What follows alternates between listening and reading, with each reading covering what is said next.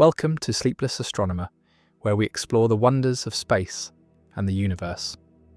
If you're enjoying these cosmic journeys, please like this video and subscribe to the channel. We post new videos every single day, so you can tune in whenever you want to learn about the cosmos. And we'd love to hear from you in the comments. Let us know where in the world you're watching from. We always enjoy connecting with fellow space enthusiasts around the globe. Now let's begin tonight's journey through the universe. How we find planets around other stars. For most of human history, planets were only known to exist in our own solar system. Mercury, Venus, Mars, Jupiter, and Saturn were visible to the naked eye, and with telescopes came the discoveries of Uranus and Neptune. But beyond our solar system, despite billions upon billions of stars filling the galaxy, no one had ever confirmed the existence of even a single planet orbiting another star. The problem wasn't that exoplanets, planets around other stars, didn't exist. The problem was that they're extraordinarily difficult to detect. A planet is tiny compared to its star, produces no light of its own, and sits right next to a brilliant star that outshines it completely. Trying to see a planet next to its star is like trying to spot a firefly hovering next to a searchlight from hundreds of miles away. The first confirmed exoplanet around a sun-like star was discovered in 1995 by Michel Mayor and Didier Queloz, who shared the Nobel Prize in Physics in 2019 for this groundbreaking work. They didn't actually see the planet. Instead, they detected its presence indirectly by observing how it affected its parent star.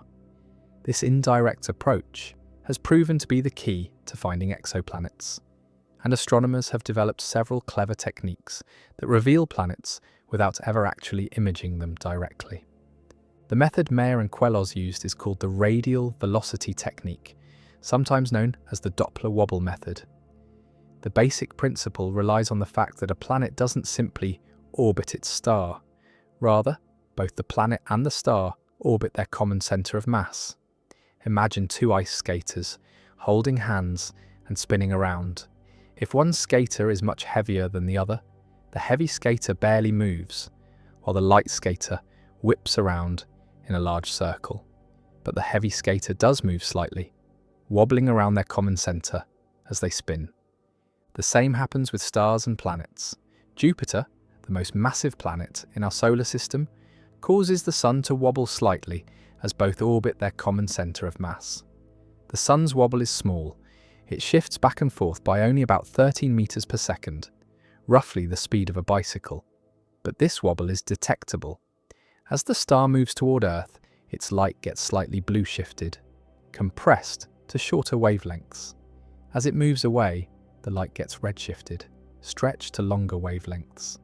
By measuring these tiny shifts in the star's spectrum with extremely precise instruments, astronomers can detect the wobble and infer that a planet must be causing it.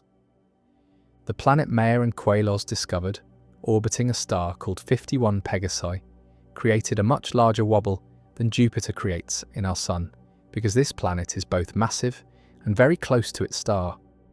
It completes an orbit in just over 4 days, compared to Jupiter's 12-year orbit. The close proximity and short period make the wobble more pronounced and easier to detect. This planet, later named Dimidium, shocked astronomers because it's a gas giant similar to Jupiter, but orbiting closer to its star than Mercury orbits our Sun.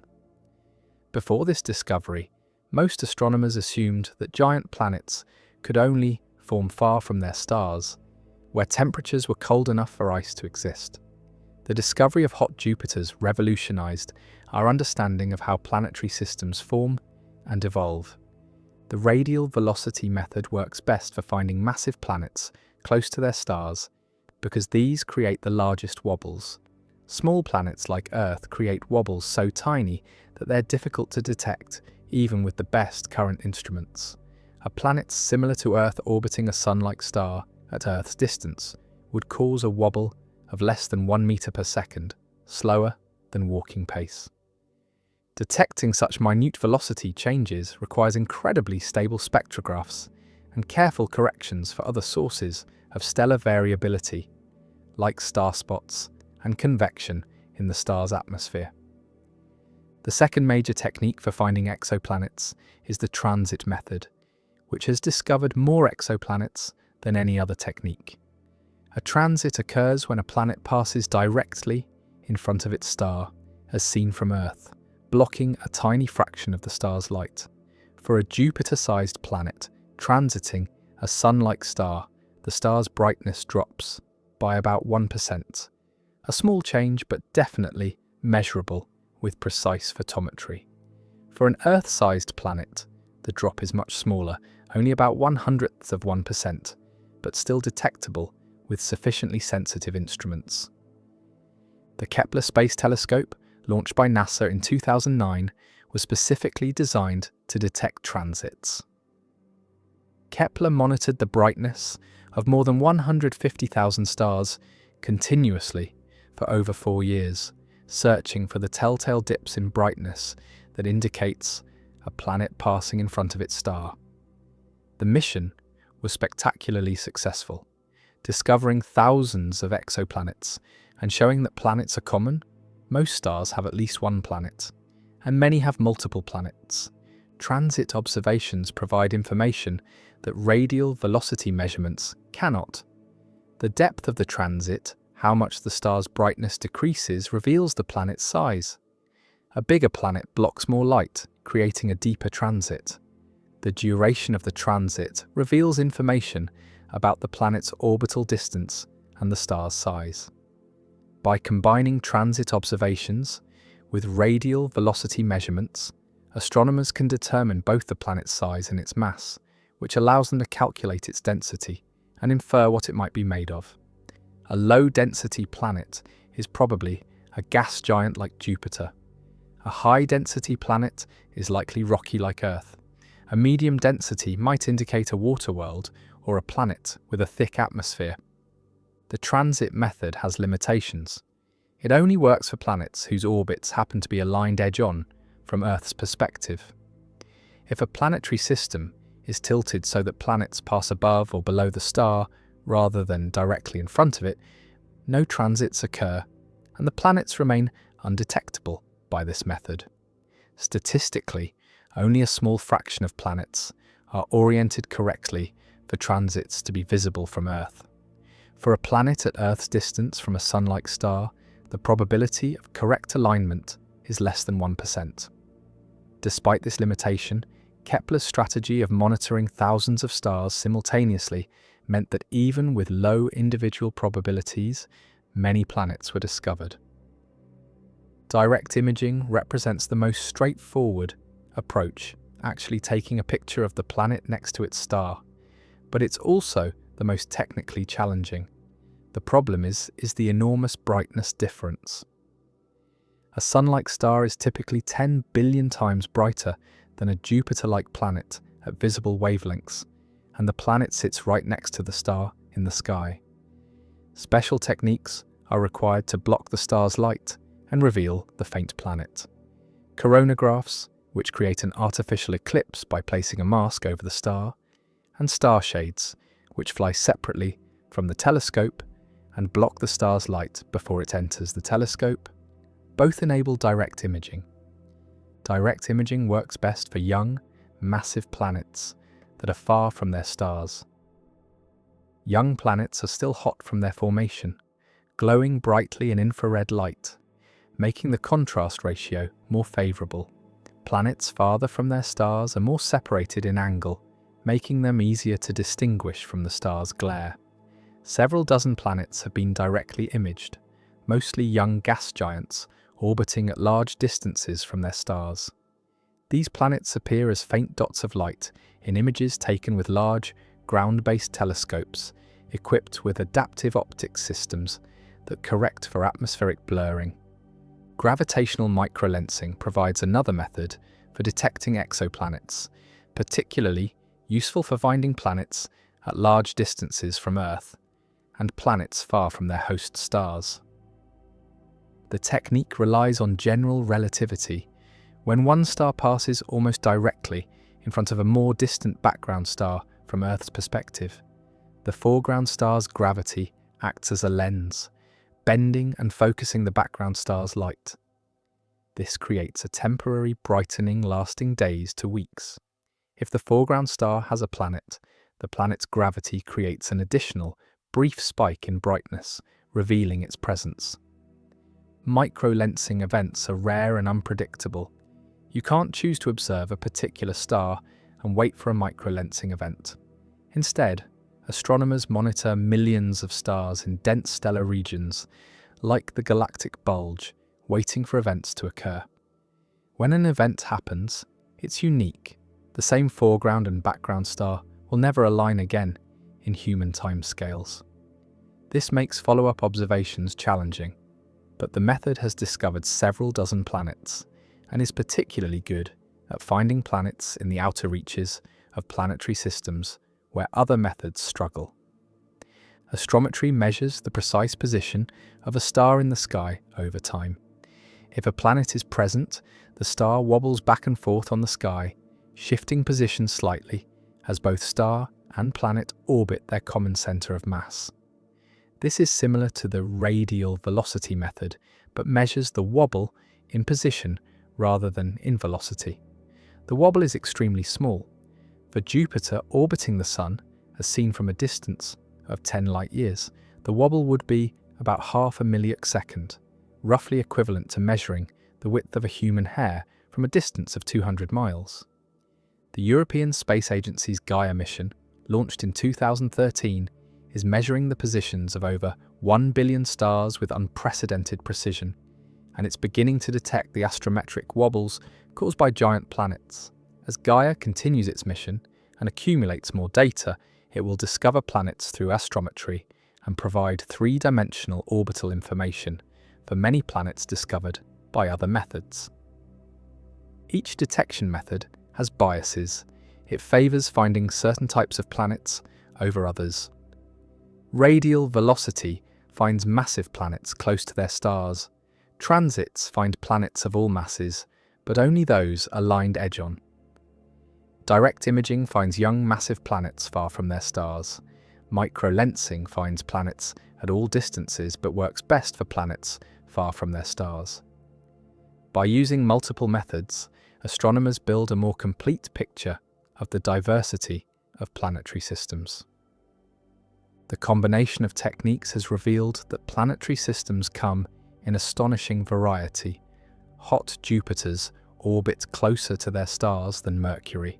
Super-Earths, planets larger than Earth but smaller than Neptune, appear to be extremely common, yet don't exist in our solar system.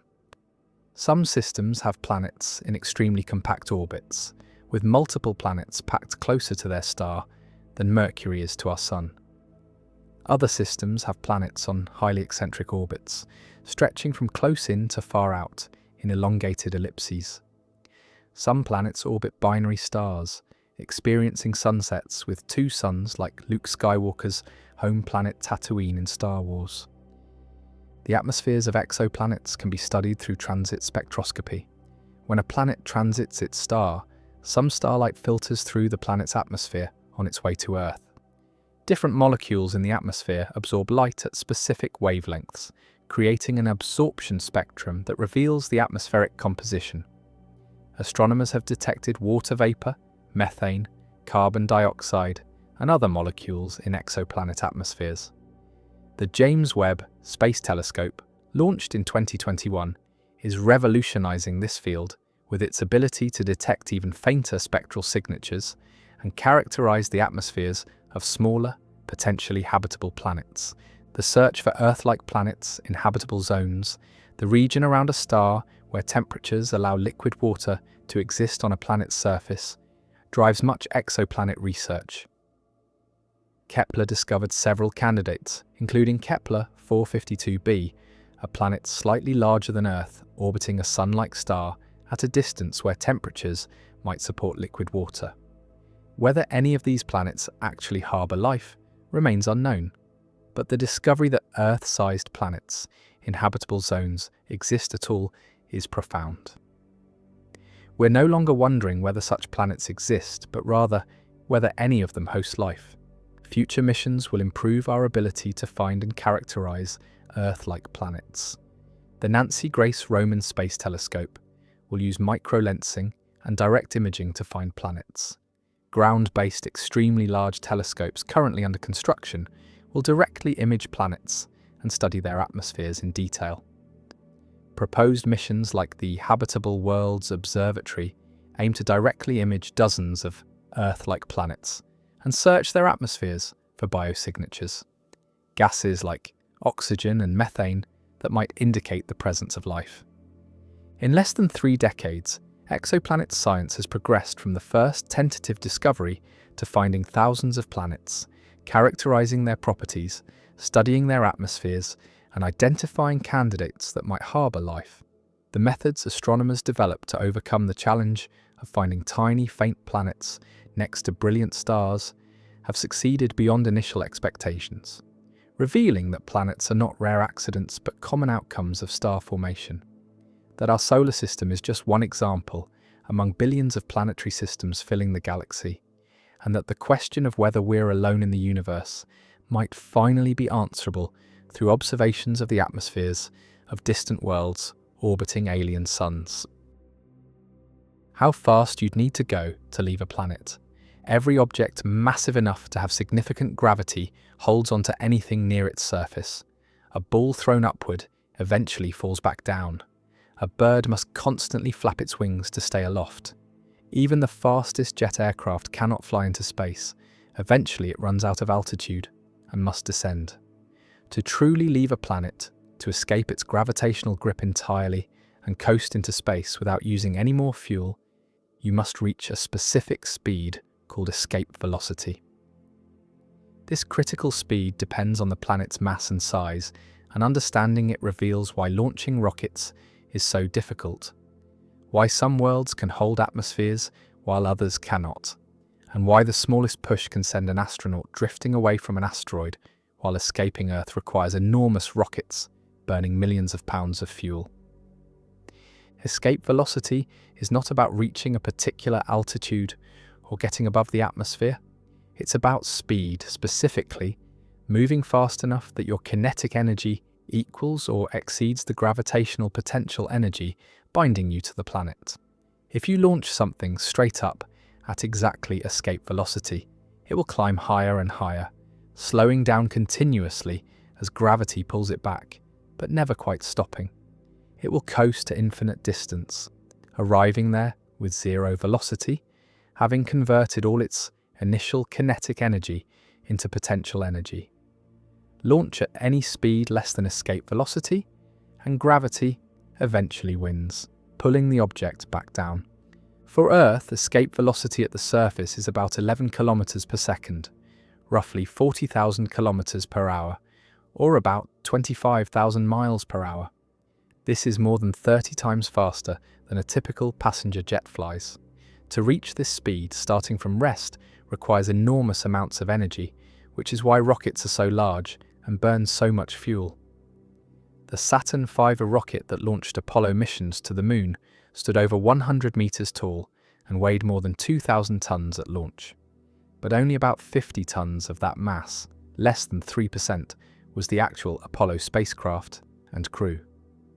Everything else was fuel and engines needed to accelerate that relatively small payload to the speeds necessary for spaceflight. Escape velocity depends on 2 factors: the planet's mass and its radius. More massive planets have higher escape velocities because stronger gravity pulls harder, requiring more speed to escape. Larger planets, meaning planets with larger radii, have lower escape velocities at their surfaces because you start farther from the center of mass where gravity is weaker. Earth is more massive than Mars, but also larger, and the combination means Earth's escape velocity is about 4.5 kilometers per second, higher than Mars's escape velocity of roughly 5 kilometers per second. This makes Mars somewhat easier to launch from than Earth. A rocket leaving Mars needs to reach only about half the speed required to leave Earth, which translates to roughly 1/4 the energy. Energy requirements scaled with the square of velocity. Mars's thinner atmosphere also helps. creating less air resistance during ascent. These factors make Mars an attractive location for future space missions that might launch from the surface to explore the outer solar system or return to Earth. The Moon, much smaller and less massive than Earth, has an escape velocity of only about 2.5 kilometers per second, less than 1/4 Earth's escape velocity. This made the Apollo lunar module's ascent from the Moon's surface relatively straightforward compared to launching from Earth. The ascent stage needed far less fuel and could use a much smaller engine. The low escape velocity also meant that the lunar module could take off without the massive multi-stage rockets required for Earth launch, using a single engine to reach lunar orbit directly. Jupiter, the most massive planet in our solar system, has an escape velocity from its cloud tops of about 60 kilometers per second, more than 5 times Earth's escape velocity. Launching from Jupiter, if there were a solid surface to launch from, would require vastly more energy than launching from Earth. Any spacecraft falling into Jupiter's atmosphere would need extraordinary speeds to escape again, which is why missions to Jupiter use gravity assists from other planets to gain speed rather than attempting to enter and exit Jupiter's deep gravity well. The concept of escape velocity explains why planets can hold atmospheres, while asteroids and comets cannot. Gas molecules in an atmosphere move at speeds related to temperature. Hotter gases move faster. For an atmosphere to remain bound to a body over billions of years, the typical speed of atmospheric molecules must be significantly lower than escape velocity.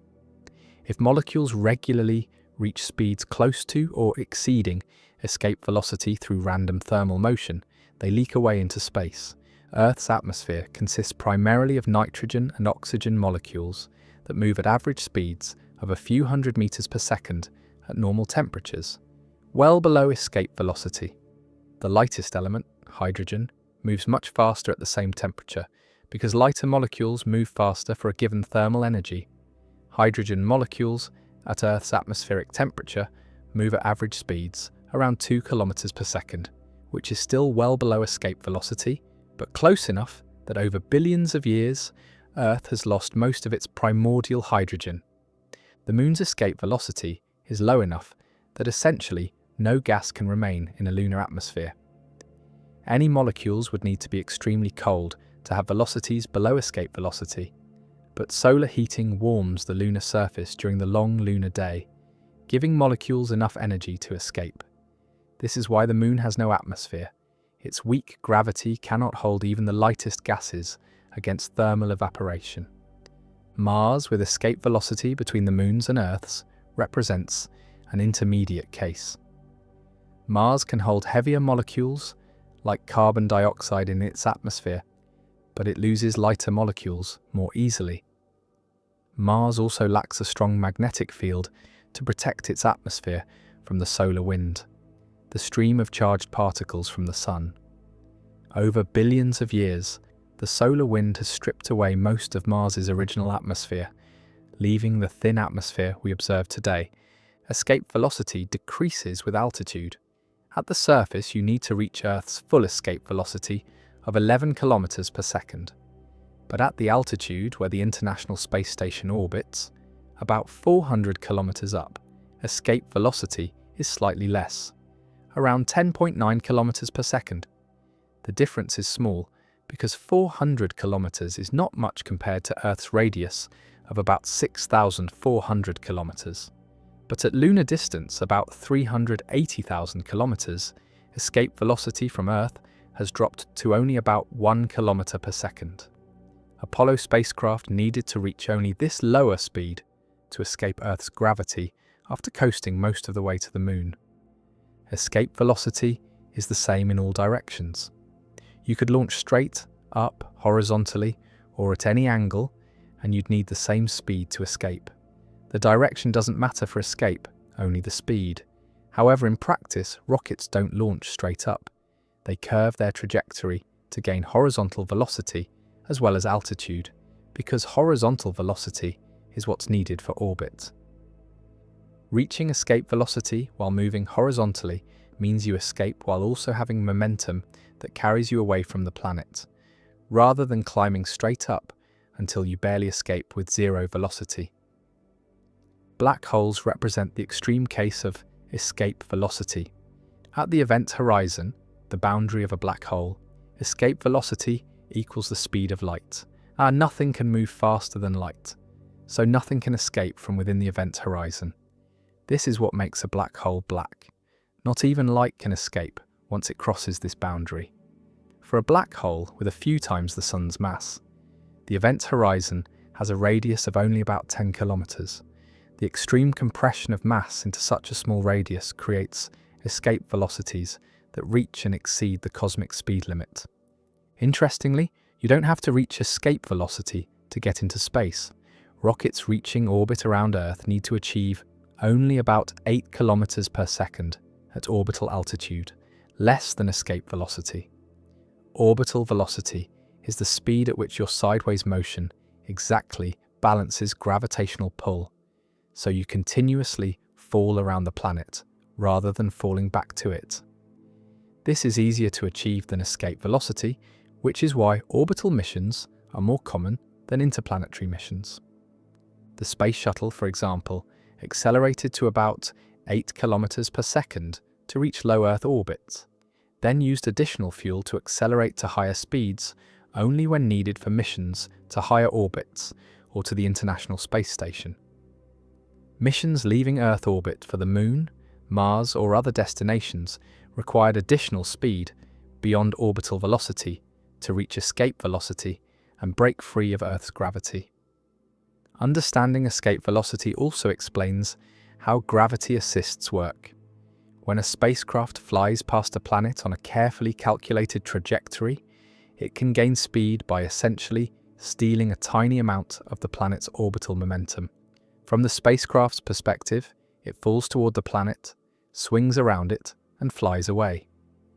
If the trajectory is chosen correctly, the spacecraft leaves moving faster relative to the Sun than it arrived, having been accelerated by the planet's gravity without burning any fuel. The Voyager spacecraft used multiple gravity assists from Jupiter and Saturn to reach speeds high enough to eventually escape the solar system entirely, crossing into interstellar space decades after launch.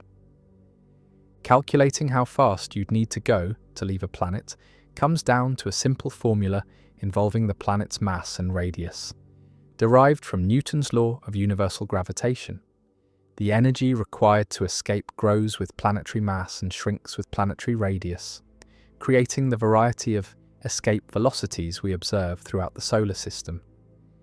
From tiny asteroids where you could literally jump into space if you weren't careful, to massive Jupiter where even the most powerful rockets would struggle to escape, the speed required to leave a world tells us about that world's fundamental properties and shapes everything from how we design spacecraft to which worlds can hold atmospheres, determining the accessibility of each destination in our cosmic neighborhood and beyond. How black holes warp time itself. Time is not the constant, uniform flow that our everyday experience suggests. It can stretch, compress, and slow down, depending on the gravitational environment you're in. Nowhere is this more extreme than near a black hole, where gravity becomes so intense that time itself warps, in ways that challenge our intuition and transform our understanding of reality. Understanding how black holes affect time means grappling with one of the most profound insights of modern physics, that space and time are not separate, fixed stages on which events unfold, but rather a unified fabric that can be bent, twisted, and stretched by the presence of mass and energy. The foundation for understanding time dilation near black holes comes from Albert Einstein's general theory of relativity, published in 1915. Einstein proposed that what we perceive as gravity is actually the curvature of spacetime caused by mass and energy. Massive objects create depressions in the fabric of spacetime, much like a bowling ball placed on a stretched rubber sheet creates a depression that affects how nearby marbles roll. This curvature affects not just the paths that objects follow through space, but also the rate at which time passes. The basic principle is that time passes more slowly in stronger gravitational fields. This effect, called gravitational time dilation, has been confirmed through countless experiments. Atomic clocks placed at different altitudes on Earth tick at measurably different rates. Clocks at sea level run slightly slower than clocks on mountaintops, because they're deeper in Earth's gravitational well. The difference is tiny, only nanoseconds per day, but it's real and measurable. GPS satellites must account for this effect. Without corrections for gravitational time dilation, GPS coordinates would drift by several kilometers per day. Near a black hole, gravitational time dilation becomes extreme. Imagine two observers, one hovering far from a black hole in weak gravity, the other hovering closer to the black hole, where gravity is much stronger. If both observers synchronize their watches and then separate, the watch closer to the black hole will tick more slowly from the distant observer's perspective. This isn't an illusion or a malfunction of the watch. Time genuinely passes more slowly in the stronger gravitational field. The closer you get to a black hole, the more severe this effect becomes. At the event horizon, the boundary beyond which nothing can escape, time dilation becomes infinite from the perspective of a distant observer. This creates one of the most counterintuitive aspects of black holes. If you were to watch someone fall toward a black hole while you remained safely far away, you would see something strange. As the falling person approached the event horizon, they would appear to slow down. Their movements would become sluggish, their signals would take longer to reach you, and their image would become increasingly red-shifted as the light they emit is stretched by the intense gravity. From your distant vantage point, the falling person would never quite seem to cross the event horizon. They would appear to freeze at the boundary, becoming dimmer and redder until they faded from view entirely. This isn't because they stopped falling. From their own perspective, they would cross the event horizon and continue falling inward in a finite amount of time, experiencing nothing unusual at that precise moment. The difference is entirely due to how time flows differently in different gravitational fields. This discrepancy between what the falling observer experiences and what the distant observer sees is one of the most mind-bending aspects of general relativity. Both perspectives are equally valid. The falling observer crosses the event horizon in, say, 10 seconds by their clock, but from the distant observer's perspective, watching that crossing would take infinite time. It would never be complete. This isn't a contradiction, but rather a demonstration that time is not absolute. Different observers in different gravitational fields experience time at different rates. The mathematics describing this time dilation near black holes was first worked out by Carl Schwarzschild in 1916, just months after Einstein published general relativity. Schwarzschild found an exact solution to Einstein's equations describing the spacetime around a non-rotating, spherically symmetric mass, what we now call a Schwarzschild black hole. His solution showed that time dilation increases as you approach the event horizon, located at what's now called the Schwarzschild radius, reaching infinite dilation exactly at the horizon. For a rotating black hole, described by the Kerr solution, found by Roy Kerr in 1963, the situation becomes even more complex. Rotation creates additional effects beyond simple time dilation. The black hole drags spacetime around with it in a process called frame dragging. Close to a rotating black hole, space itself is pulled around in the direction of rotation. You couldn't remain stationary even if you wanted to. You'd be forced to rotate with the spacetime itself. This creates regions like the ergosphere outside the event horizon, where frame dragging is so strong that everything must move in the direction of the black hole's rotation. The warping of time near black holes has practical implications for anything orbiting or falling toward them. Consider material in an accretion disk spiraling into a black hole. Material in the inner portions of the disk closer to the black hole experiences stronger time dilation than material farther out. From the perspective of an observer far from the black hole, processes in the inner disk appear to run in slow motion compared to processes in the outer disk. This affects how we observe black holes and interpret the light we receive from matter near them.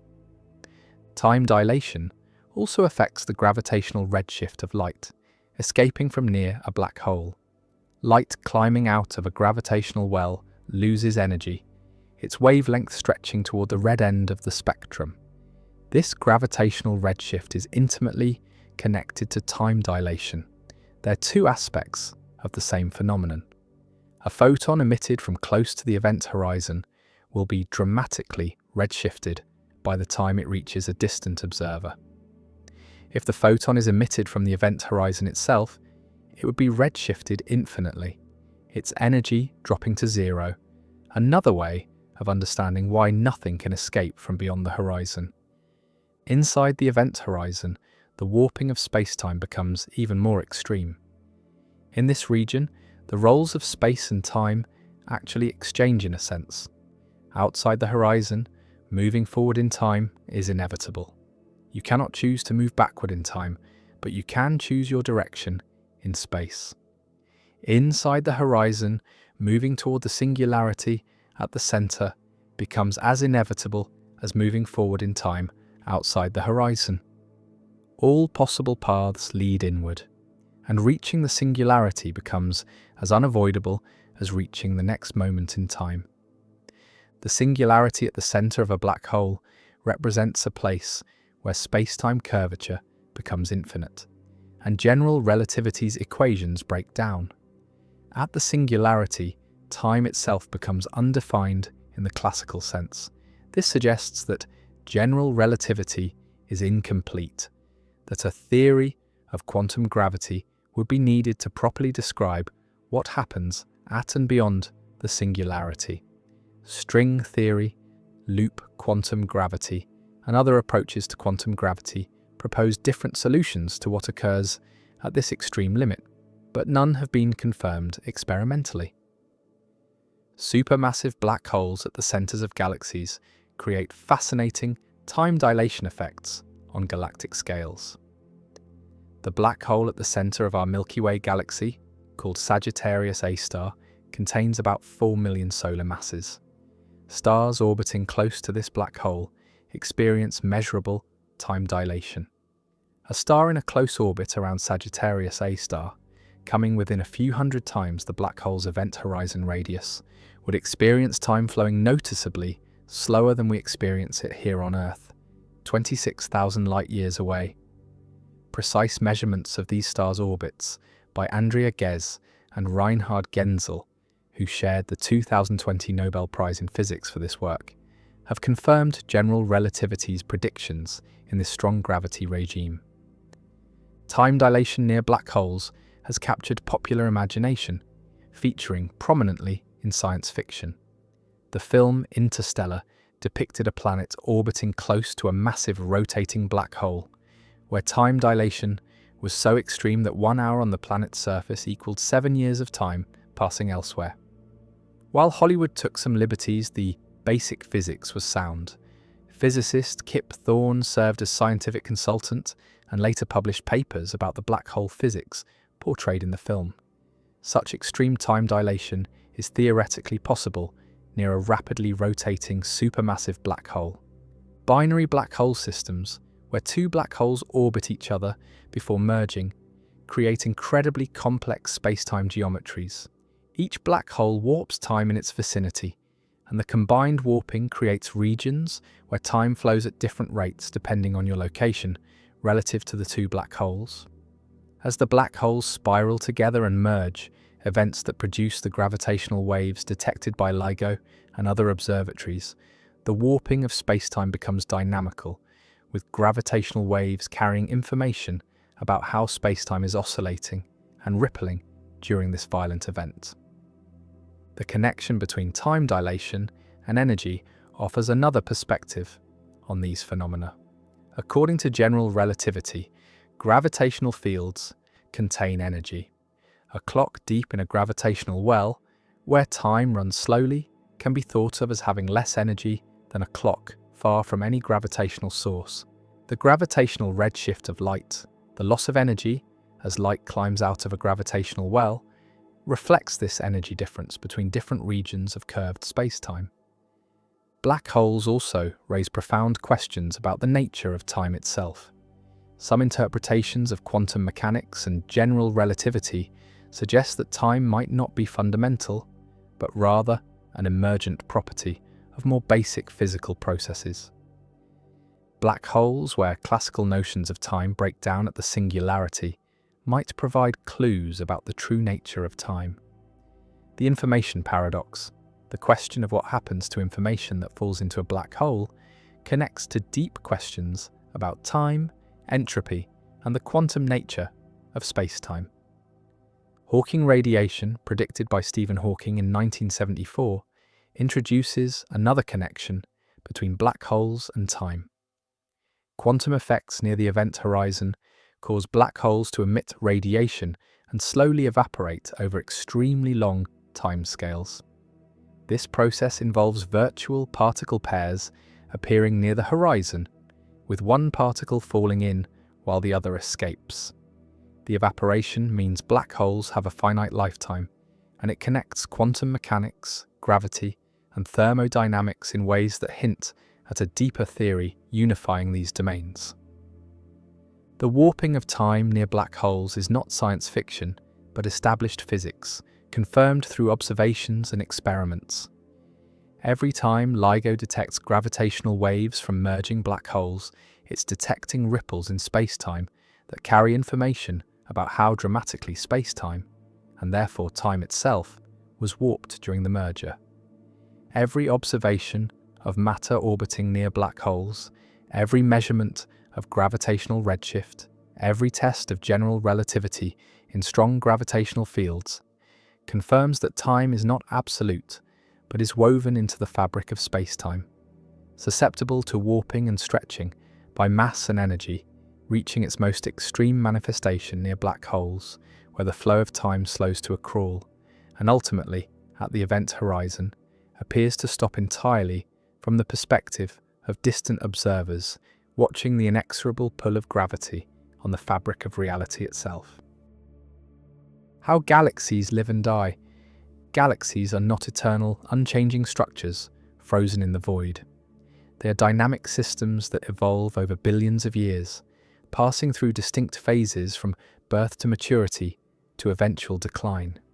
Each galaxy follows a life story shaped by gravity, star formation, gas flows, and violent interactions with other galaxies, ultimately transforming from active star-forming systems into quiet collections of aging stars, or sometimes meeting more dramatic fates in collisions that tear them apart and rebuild them into something new. The birth of a galaxy begins in the early universe, just a few 100 million years after the Big Bang. At this time, the cosmos was filled with vast clouds of hydrogen and helium, distributed nearly uniformly, but with tiny variations in density imprinted during the first moments after the Big Bang.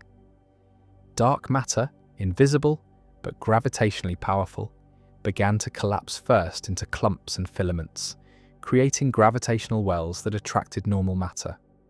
Gas flowed along these dark matter filaments, accumulating in regions where the gravitational pull was strongest. These early accumulations of gas were turbulent, chaotic places. The gas was cold, collapsing under its own gravity into smaller and smaller clumps.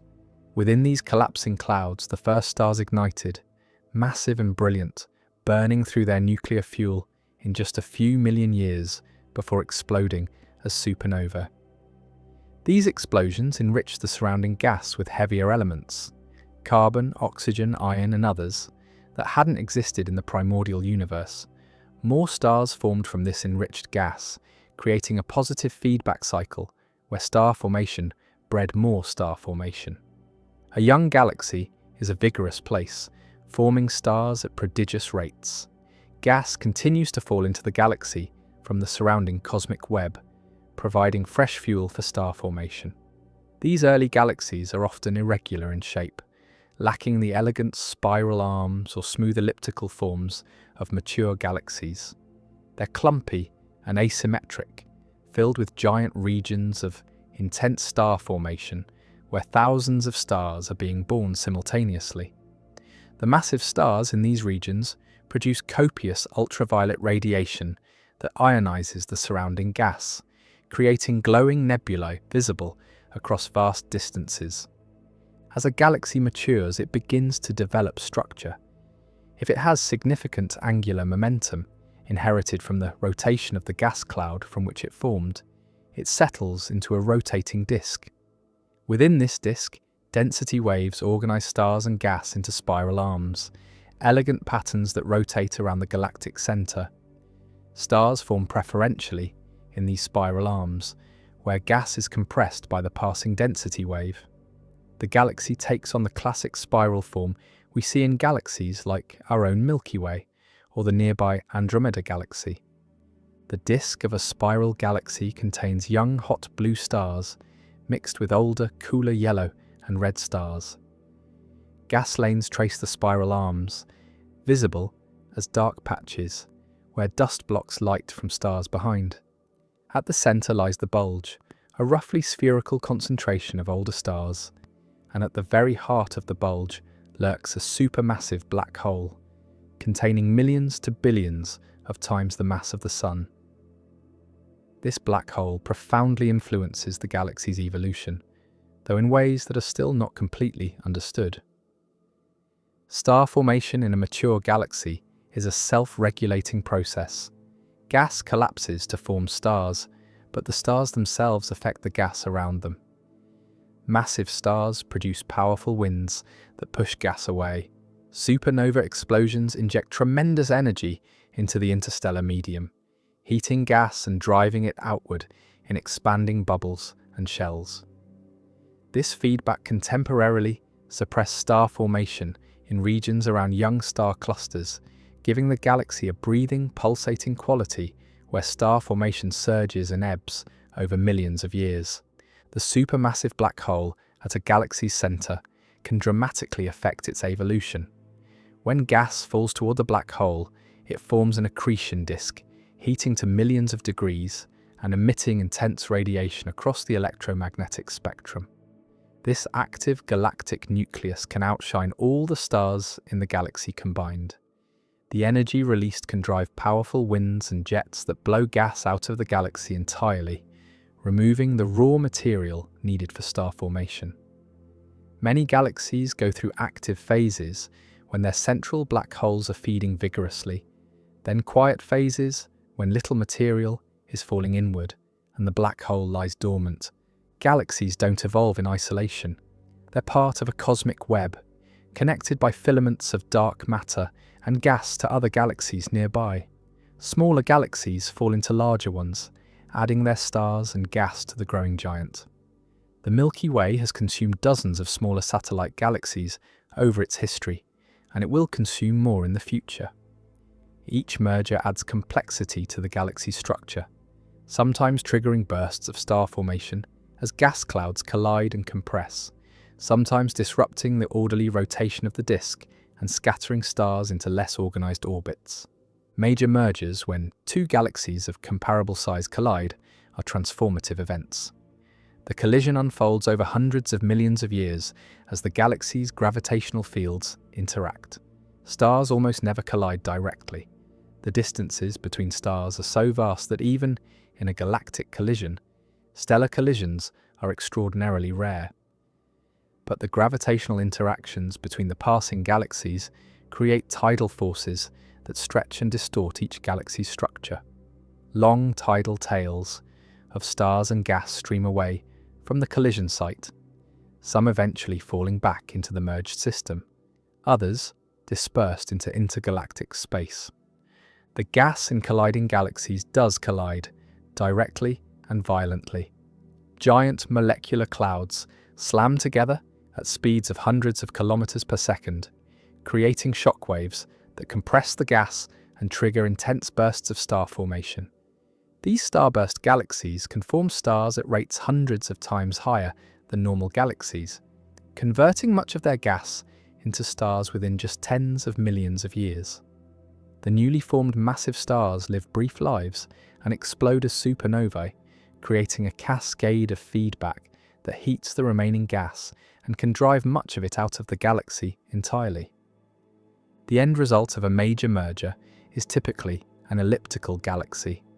The orderly rotation of the spiral disks is destroyed by the chaotic gravitational interactions of the merger. Stars end up on random orbits, creating a roughly spherical or elliptical distribution rather than a flat disk. Elliptical galaxies contain mostly old stars, appearing yellowish or reddish because they lack the young blue stars that make spiral galaxies appear white or blue. They have little gas left for star formation, having either converted most of their gas into stars during the merger or expelled it through feedback from star formation and active galactic nuclei.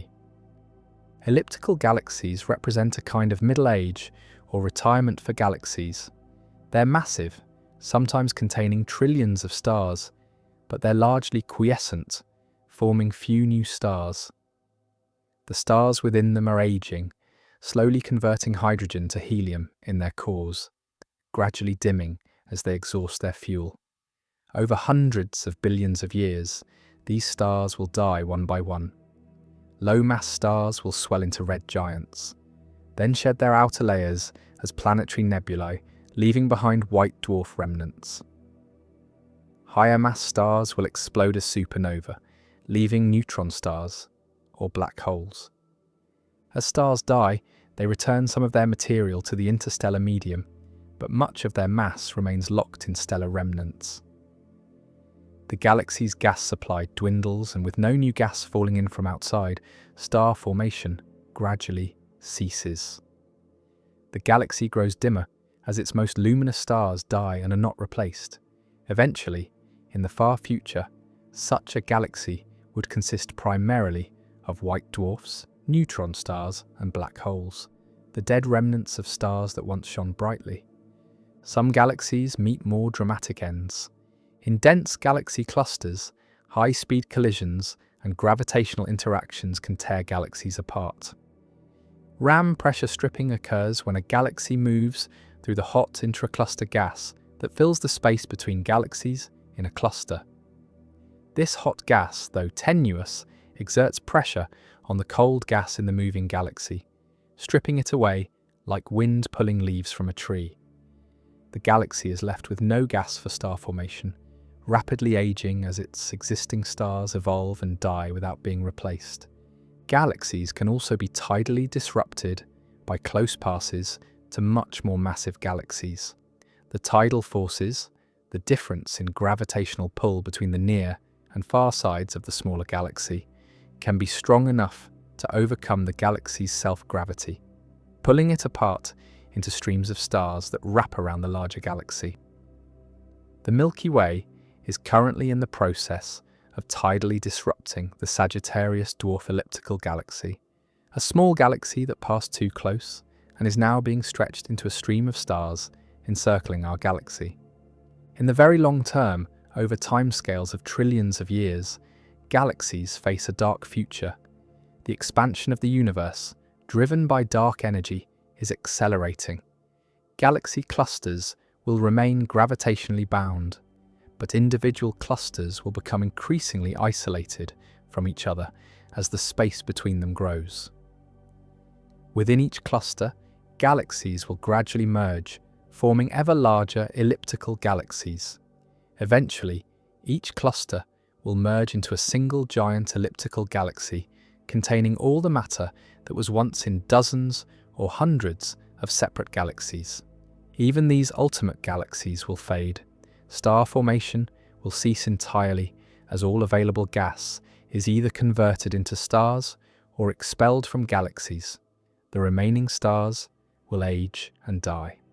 White dwarfs will cool, becoming black dwarfs, cold, dark stellar remnants that no longer emit visible light. Neutron stars will radiate away their heat over inconceivable timescales. Black holes will slowly evaporate through Hawking radiation, though this process takes vastly longer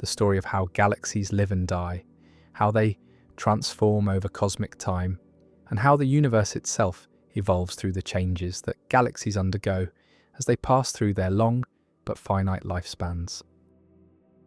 How asteroids can have their own moons. The first asteroid moon was discovered in 1993 when the Galileo spacecraft, on its way to Jupiter, flew past an asteroid named Ida and transmitted images showing a small companion orbiting it. The discovery surprised many scientists. Ida itself is only about 56 kilometers long, an irregular, potato-shaped chunk of rock tumbling through space. Its tiny moon, later named Dactyl, measures merely 1.4 kilometers across. How could such a small object, with such weak gravity, possibly hold onto a moon? This discovery opened an entirely new chapter in our understanding of asteroids, revealing that these ancient fragments of the early solar system are far more complex and dynamic than anyone had imagined. The key to understanding asteroid moons lies in recognizing that gravity, no matter how weak, still operates according to the same laws, whether you're considering a massive planet or a tiny asteroid. Every object with mass generates a gravitational field, and that field extends infinitely into space, weakening with distance, but never disappearing entirely. An asteroid's gravity is incredibly feeble compared to a planet's.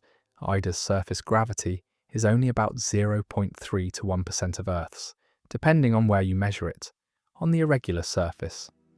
But this tiny gravitational pull is sufficient to influence nearby objects, and under the right circumstances, it can capture and hold a moon in orbit.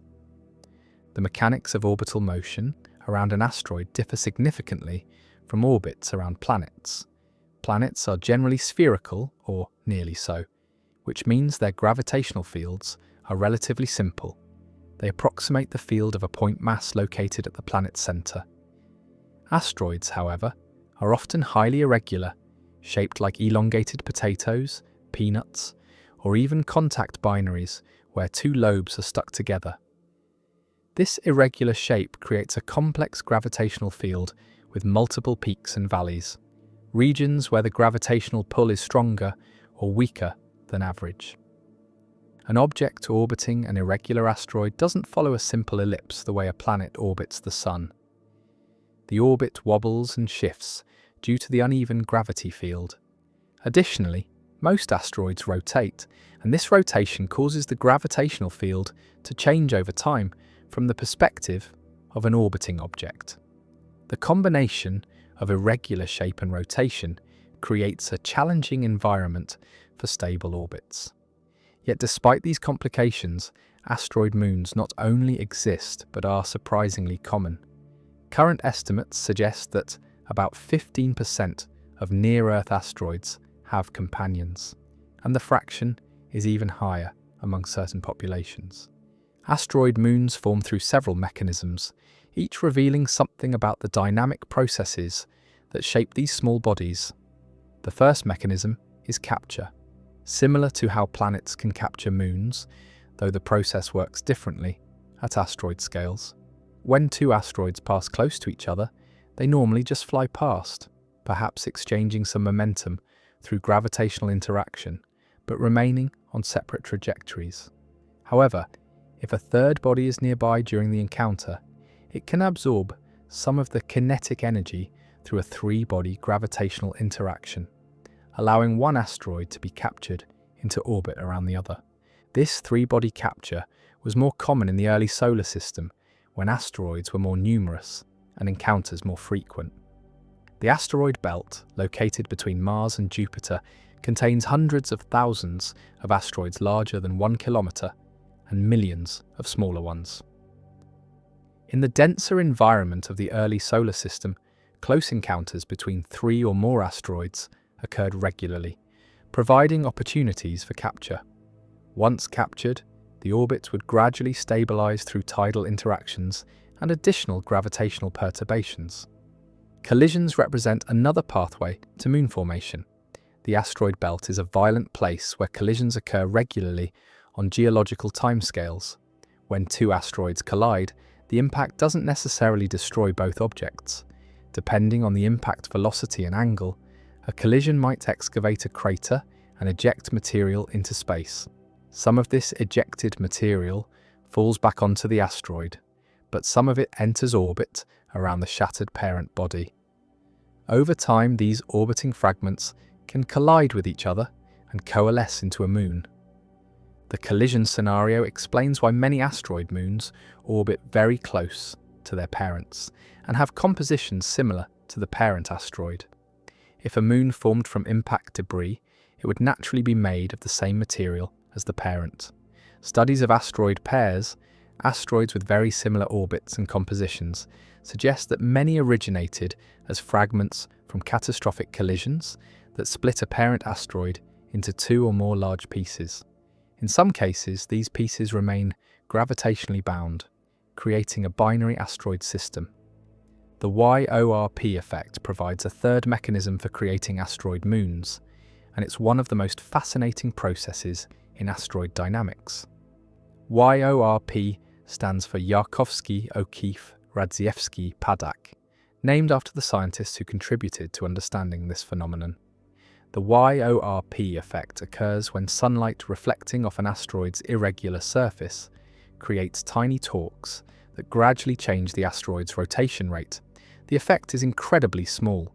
It might change an asteroid's rotation period by only milliseconds per year, but over millions of years, these tiny changes accumulate. As the YORP effect spins an asteroid faster and faster, centrifugal forces at the equator increase.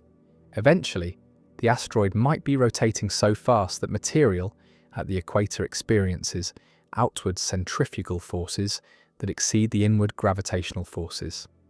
At this point, material begins to lift off the surface and enter orbit, forming a ring or disk around the asteroid. This orbiting material can then aggregate into one or more moonlets. Computer simulations and observations of very rapidly rotating asteroids support this mechanism.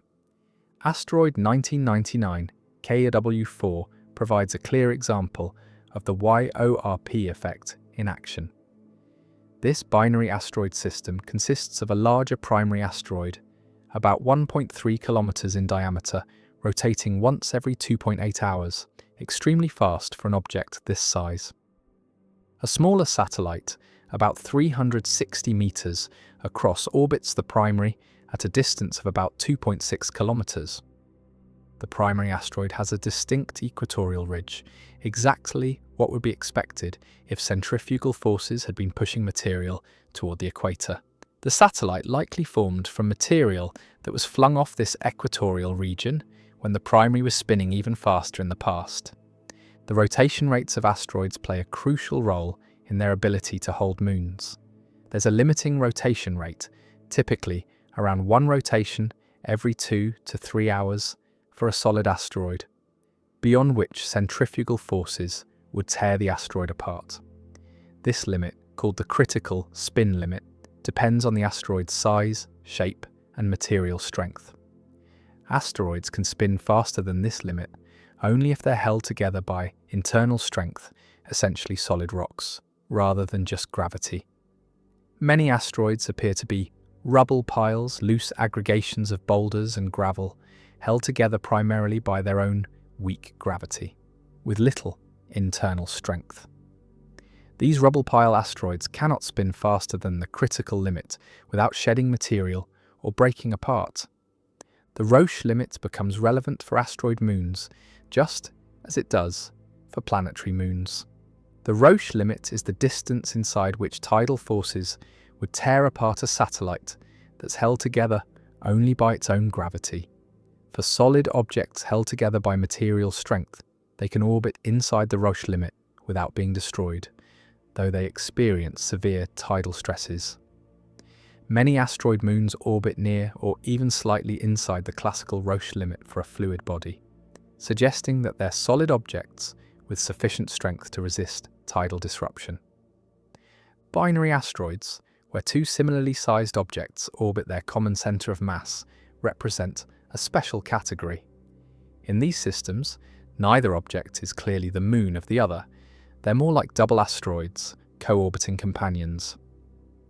The Pluto-Charon system is arguably a binary system, though Pluto is now classified as a dwarf planet rather than an asteroid. Among smaller asteroids, binary systems are not uncommon.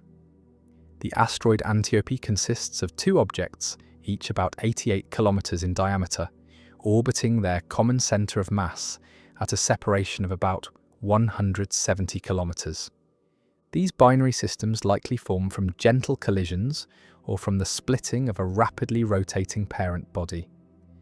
When an asteroid spins fast enough, it can develop a dumbbell or peanut shape, elongated along its equatorial plane. If the spin increases further, the dumbbell can split at its narrow center, creating two separate bodies. Because they formed from the same parent, they initially have very similar velocities and remain gravitationally bound, orbiting each other. Observing asteroid moons requires careful astronomical work. Most asteroids are too small and distant to be resolved as disks even through powerful telescopes. They appear as points of light. Their moons are even fainter and closer to the primary, making direct imaging challenging.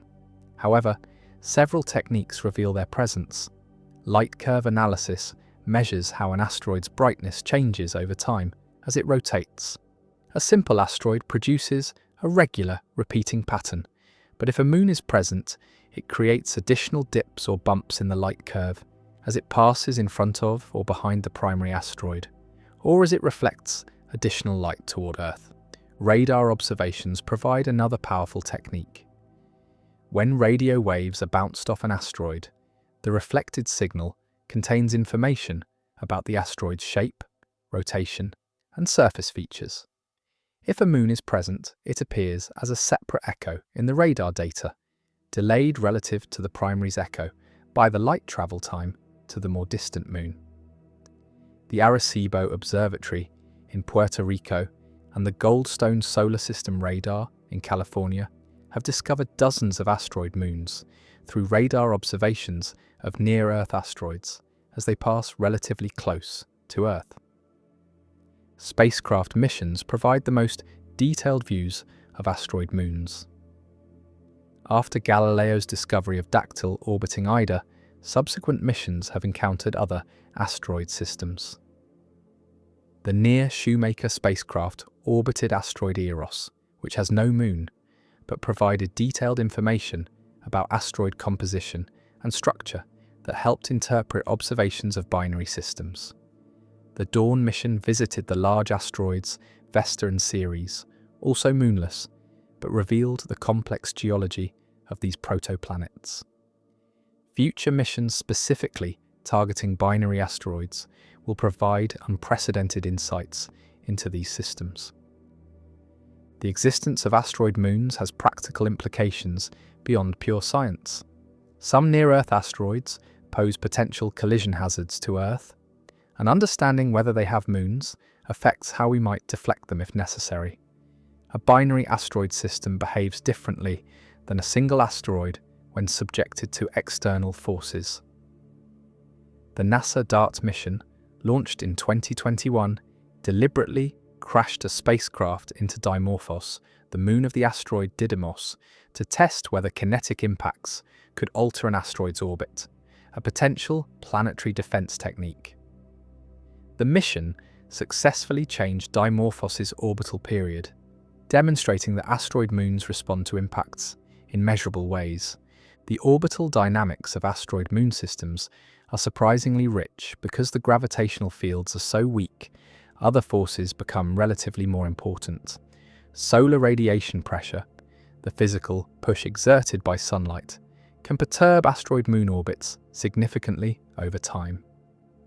The orbits slowly evolve, sometimes becoming more circular, sometimes more elliptical, depending on the specific configuration. Tidal forces between the asteroid and its moon, though tiny, gradually exchange angular momentum, causing the moon to migrate inward or outward over millions of years, potentially leading to eventual escape or collision. Triple asteroid systems exist as well, where one asteroid has two moons, or where three similarly sized bodies orbit their common center of mass. The asteroid Sylvia, about 260 kilometers in diameter, has two known moons named Romulus and Remus, discovered in 2001 and 2004 respectively. Romulus orbits at about 1,360 kilometers from Sylvia, with an orbital period of 3.6 days.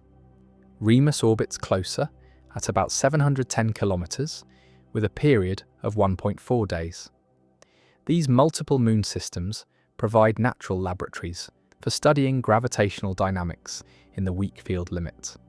The study of asteroid moons illuminates the processes that operated during planet formation. Planets grew through collisions and mergers of smaller bodies, asteroids, and planetesimals. Understanding how these small bodies interact, collide, capture each other, and form bound systems helps us understand the early stages of planet formation. Every asteroid moon is a relic of these ancient processes, a small-scale version of the interactions that built planets from swarms of orbiting debris billions of years ago. The discovery that asteroids can have moons transformed them from simple rocks floating in space into complex, evolving systems with their own orbital dynamics, formation histories, and future fates. These tiny moons orbiting tiny worlds demonstrate that the fundamental laws of gravity and motion operate at all scales, creating structure and dynamics from the largest galaxy clusters down to kilometer-sized rocks tumbling through the asteroid belt. Each small moon a reminder that even the weakest gravity can bind objects together across the emptiness of space. How life could survive on rogue planets. Most planets orbit stars, bathed in starlight that provides warmth and energy for any life that might evolve.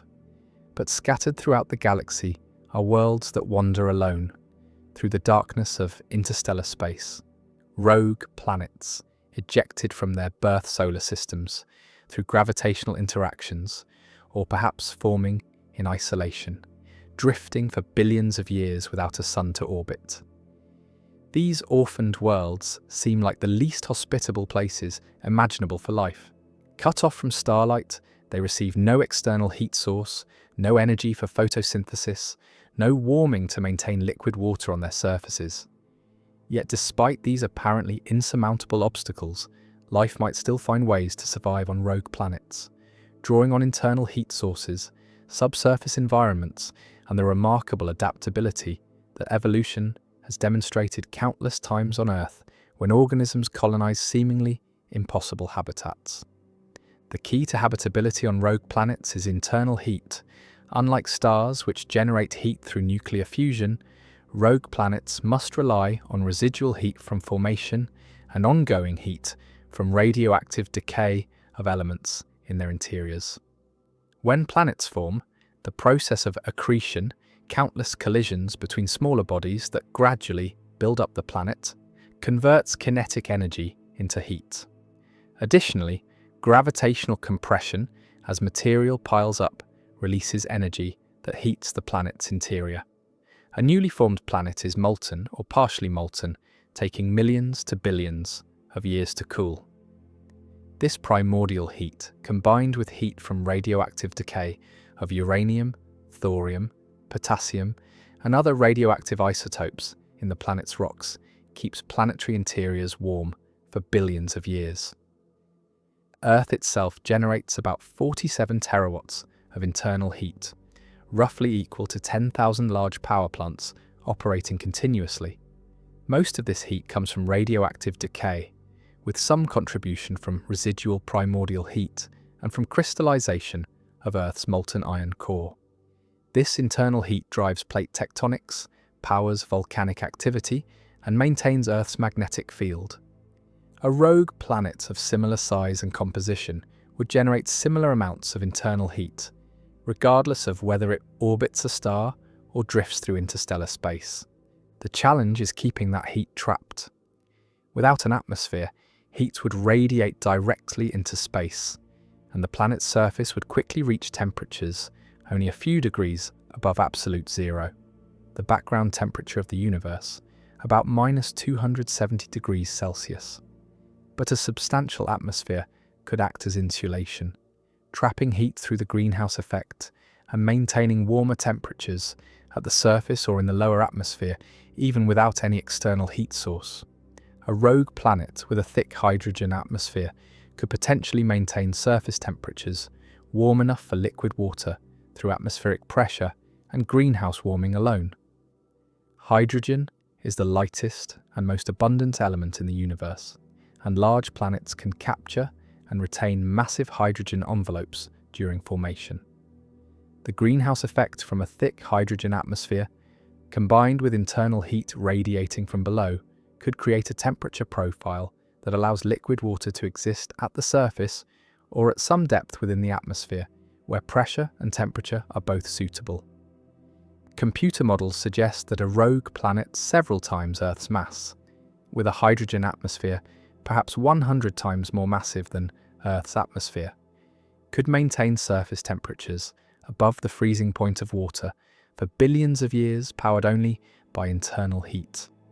Such a planet would be entirely dark at the surface, no day or night, just eternal darkness.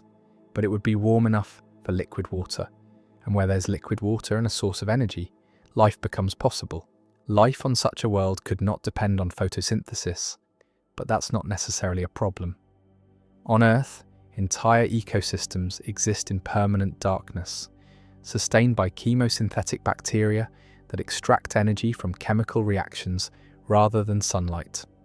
Deep-sea hydrothermal vents host thriving communities where bacteria oxidize hydrogen, sulfide, methane, or hydrogen, using the chemical energy to build organic molecules from carbon dioxide. These chemosynthetic bacteria form the base of food chains that support tube worms, clams, fish, and crustaceans, all living in absolute darkness, kilometers beneath the ocean surface. A rogue planet with liquid water oceans, maintained by internal heat and atmospheric greenhouse warming, could develop similar chemosynthetic ecosystems. Volcanic activity would vent gases like hydrogen, hydrogen sulfide, methane, and carbon dioxide into the water and atmosphere. Bacteria could evolve to extract energy from these chemicals, building organic molecules that could support more complex organisms. The entire biosphere would operate on chemical energy from the planet's interior rather than solar energy, making the planet's life forms independent of any star. Subsurface oceans represent an even more plausible habitat for life on rogue planets. Many worlds in our solar system likely have liquid water oceans beneath ice shells. Europa, Enceladus, possibly Titan, Ganymede, Callisto, Pluto, and other bodies. These oceans are kept liquid by tidal heating from their parent planets, or by internal radioactive heating. A rogue planet with sufficient internal heat and a thick ice shell could maintain a subsurface ocean indefinitely, with the ice providing insulation that prevents the ocean from freezing while protecting it from the harsh radiation and extreme cold of interstellar space. The ice shell on a rogue planet might be very thick, perhaps tens or hundreds of kilometers, creating an insulating layer that traps internal heat far more effectively than any atmosphere. The ocean beneath this ice would be completely dark, protected from the radiation that fills interstellar space, and stable for billions of years. Temperature would be maintained by heat flowing from the rocky mantle below. Hydrothermal vents on the ocean floor would provide chemicals and energy for chemosynthetic life. Such an ocean might be an ideal habitat, more stable than surface oceans on planets orbiting stars where stellar evolution, asteroid impacts, and climate variations create periodic catastrophes. Life in a subsurface ocean on a rogue planet would never know stars exist. The entire biosphere would be confined to the dark ocean, with the ice ceiling above and rocky floor below defining the limits of the habitable universe. Evolution would never produce eyes sensitive to visible light because no visible light exists. Organisms might instead evolve chemical sensing, pressure sensing, electroreception, or other non-visual senses. Intelligence, if it evolved, would develop without ever seeing stars, planets, or anything beyond the ocean's boundaries. Such a civilization might not even realize that a larger universe exists beyond their world, having no way to detect or observe the space around them through kilometers of ice. Geothermal pockets could create localized habitable zones even on rogue planets without global oceans. Volcanic activity or concentrations of radioactive elements could heat specific regions, melting ice to create underground lakes or pockets of liquid water embedded in ice. These isolated water bodies might be small, perhaps only a few kilometers across, but they could persist for millions of years, long enough for life to evolve and diversify within each pocket.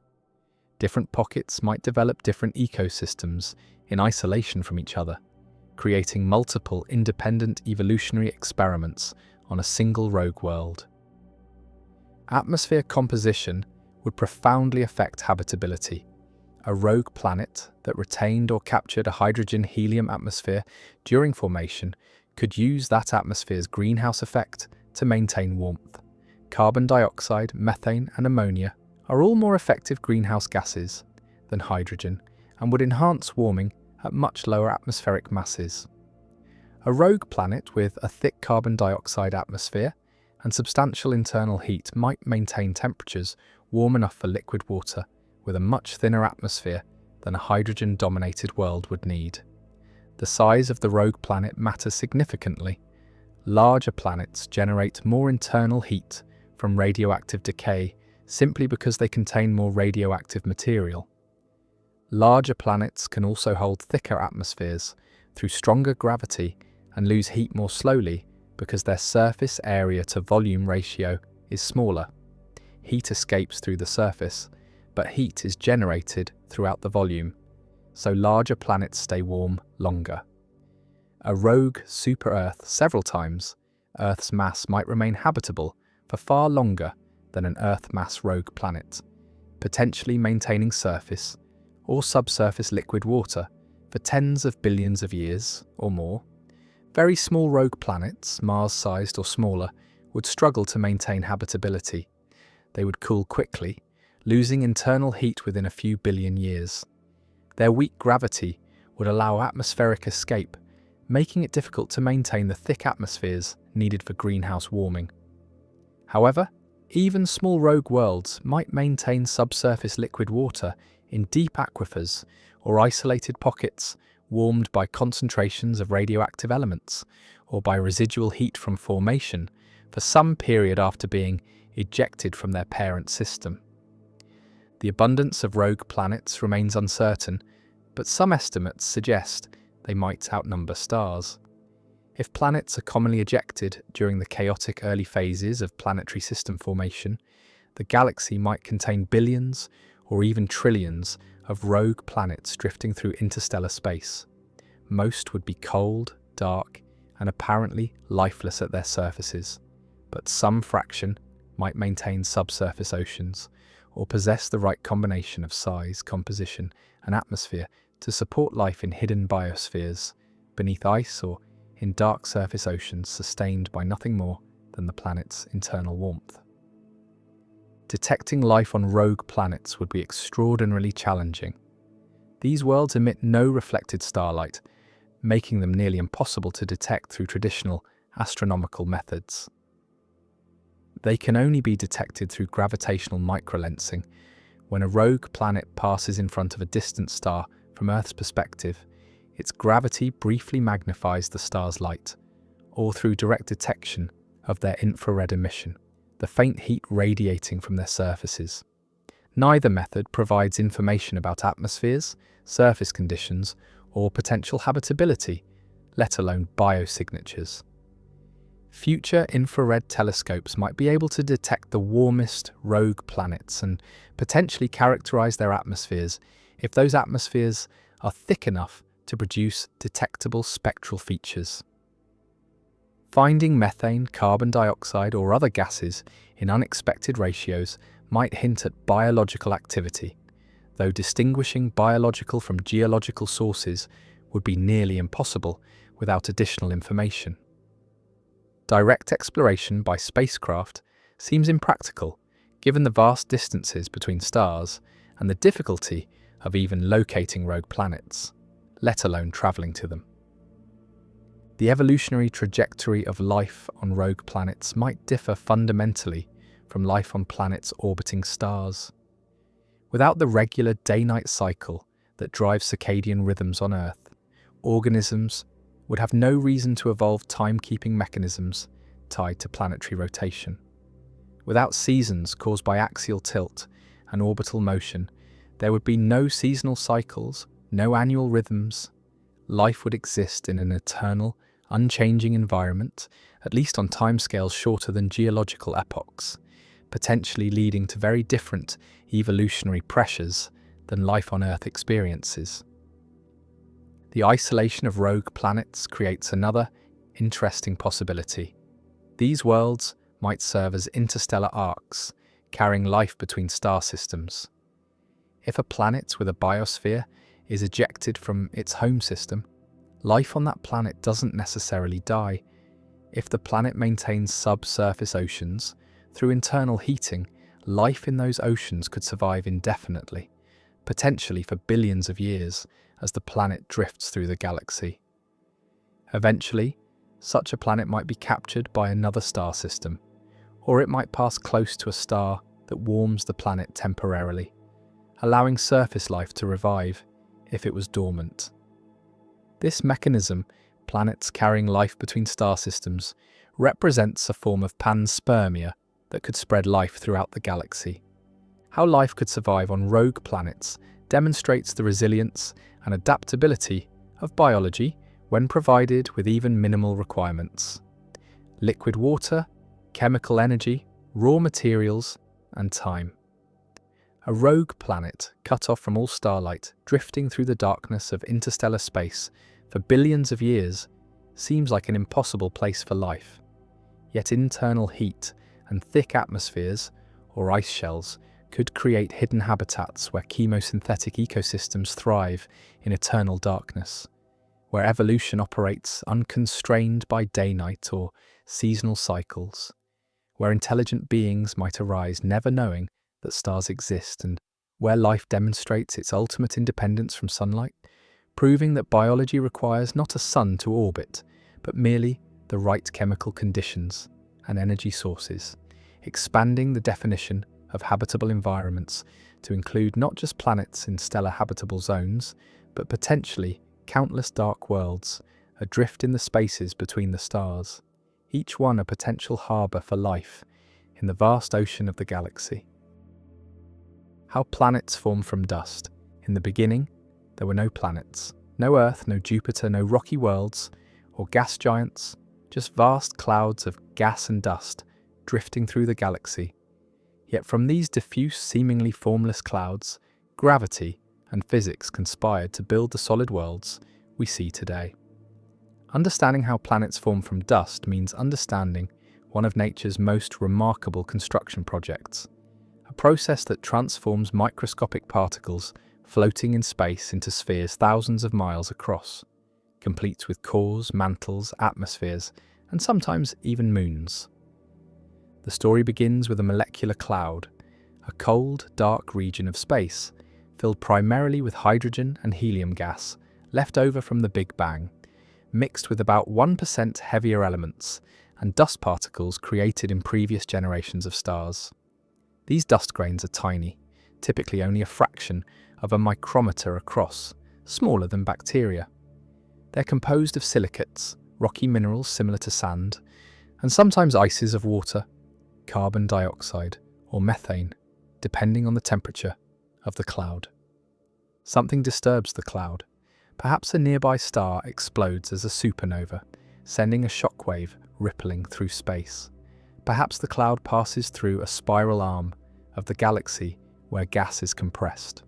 Whatever the trigger, a region of the cloud begins to collapse under its own gravity. As it collapses, it spins faster due to conservation of angular momentum. The same principle that makes a figure skater spin faster when pulling their arms inward. The collapsing cloud flattens into a disk, a swirling pancake of gas and dust, with a growing concentration of mass at the center. This is a protoplanetary disk, and it's where planets will form. The center grows hotter and denser as material falls inward, eventually becoming a protostar that will ignite nuclear fusion and become a star. But the disk surrounding the star contains enough material to build an entire family of planets. In the disk, dust particles drift through the gas, occasionally bumping into each other. When they collide gently, they can stick together. The sticking happens through several mechanisms. Sometimes electrostatic forces, essentially static electricity, cause particles to cling to each other. Sometimes molecular forces, similar to the forces that make wet sand stick together, bind the particles. Ice coatings on particles in the colder outer regions of the disk act like glue, making particles particularly sticky. These gentle collisions build larger particles. A dust grain collides with another, and they stick, forming a slightly larger grain. This larger grain has a bigger cross-section, making it more likely to encounter and stick to other grains. Slowly, grain by grain, the particles grow from microscopic dust into pebbles, then into rocks, then into boulders. This process, called accretion, is slow at first but accelerates as particles grow larger. The growing clumps begin to settle toward the midplane of the disk, the thin central plane where the density is highest. Larger particles settle faster than smaller ones because they're less buffeted by gas turbulence. The midplane becomes a dense layer of solid material embedded in the gas disk, creating favorable conditions for further growth. Particles collide more frequently in this dense environment, accelerating the growth process. When the solid objects reach sizes of about 1 kilometer across, they're called planetesimals. These are the building blocks of planets, and reaching this size represents a critical milestone. Objects this large have enough gravity to begin attracting nearby material, rather than relying solely on chance collisions. Their gravity pulls in smaller rocks and dust, causing them to grow faster. The biggest planetesimals grow the fastest because their stronger gravity allows them to clear out larger regions of the disk, creating what astronomers call runaway growth. The protoplanetary disk is a chaotic place. Planetesimals don't just grow peacefully, they also collide with each other. Some collisions are gentle enough that the objects merge, creating larger bodies. But other collisions are violent, shattering one or both objects into fragments. Whether a collision leads to growth or destruction depends on the relative velocities. Slow collisions, at a few meters per second, tend to result in sticking and growth. Fast collisions at kilometers per second tend to be destructive. Over time, certain planetesimals become dominant, growing larger than their neighbors. These become planetary embryos, objects roughly the size of our Moon or Mars, hundreds to thousands of kilometers across. The largest embryos in each region of the disk sweep up most of the available material in their vicinity, clearing out their orbital zones. When two similarly sized embryos eventually collide, the impact can be cataclysmic, melting both objects and creating a larger planet from the merged material. The composition of forming planets depends on their distance from the star. Close to the star, temperatures are high, hot enough that volatile materials like water, methane, and ammonia can't condense into solid form. Only materials with high melting points, metals and rocky minerals, can exist as solids. This is why the inner planets of our solar system, Mercury, Venus, Earth, and Mars, are rocky worlds made of iron and silicates. Farther from the star, beyond a boundary called the snow line or ice line, temperatures are cold enough for water to freeze into ice. This fundamentally changes planet formation. Because ice is abundant, there's simply more solid material available when you include ice along with rock and metal.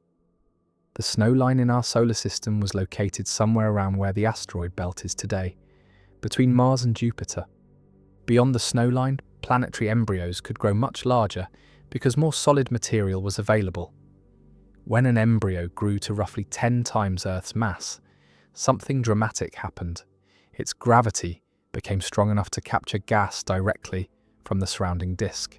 Hydrogen and helium, the most abundant elements in the disk, began falling onto the growing planet. Once this process started, it ran away rapidly. The planet's gravity pulled in more gas, which made it more massive, which increased its gravity, which allowed it to pull in even more gas. This runaway gas accretion created the gas giant planets, Jupiter and Saturn, in our solar system. These worlds are mostly hydrogen and helium, like miniature stars, with relatively small rocky and icy cores buried beneath thousands of kilometers of gas. Jupiter grew so large and so quickly that it dominated its region of the solar system, its powerful gravity stirring up the asteroid belt and preventing the material there from ever forming a planet. Uranus and Neptune, the ice giants, also formed beyond the snowline, but grew more slowly. They captured some gas from the disk, but not as much as Jupiter and Saturn, possibly because the gas in their region was less dense or because the disk dispersed before they could grow large enough to undergo runaway gas accretion. These planets are dominated by water, methane, and ammonia ices, rather than hydrogen and helium gas. The protoplanetary disk doesn't last forever. The young star at the center begins generating powerful stellar winds and intense radiation. Over a few million years, this wind sweeps away the remaining gas in the disk, ending the era of planet formation from gas accretion. Any planets that hadn't finished growing could no longer capture gas from the disk. This probably explains why Mars is so small. It formed in a region where less material was available, and the gas dispersed before it could grow much larger. Even after the gas disk disperses, planet formation continues through collisions between the remaining planetesimals and planetary embryos. This era, called the Late Heavy Bombardment or Giant Impact Phase, was violent. Computer simulations suggest that the inner solar system initially formed several more planetary embryos than the 4 terrestrial planets we see today. These embryos had chaotic, crossing orbits, and they repeatedly collided over tens of millions of years. Eventually, through this sequence of giant impacts, the embryos merged into the 4 stable planets, Mercury, Venus, Earth, and Mars, we observe today. Earth's moon likely formed during one of these giant impacts. About 4.5 billion years ago, a Mars-sized object struck the young Earth at an oblique angle. The impact vaporized both the impactor's outer layers and a large portion of Earth's mantle, ejecting an enormous amount of material into orbit around Earth. This material, a mixture of vaporized rock and molten droplets, quickly coalesced into the Moon. The Moon's composition, which closely matches Earth's mantle but lacks iron from Earth's core, supports this giant impact origin. The timing of planet formation varies. In our solar system, Jupiter formed within a few million years, fast enough to capture gas before the disk dispersed. The terrestrial planets took longer, perhaps tens of millions of years to reach their final sizes. The final giant impacts on Earth, including the moon-forming impact, occurred somewhere around 50 to 100 million years after the disk first started collapsing. This might seem long, but it's less than 1% of Earth's current age. Planet formation is remarkably quick on astronomical timescales. Not all the material in the protoplanetary disk becomes part of planets. Some planetesimals survive in stable regions where planets didn't form. The asteroid belt contains remnants of planetesimals that never accreted into a planet, stirred up and prevented from merging by Jupiter's gravitational influence.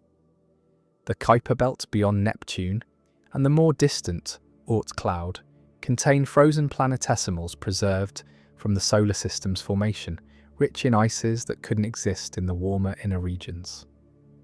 Observations of protoplanetary disks around young stars show this process happening in real time. The Atacama Large Millimeter Array in Chile has captured stunning images of disks with gaps and rings, structures created by forming planets as they clear out their orbital zones. Some disks show spiral patterns caused by gravitational perturbations from massive planets still embedded in the disk.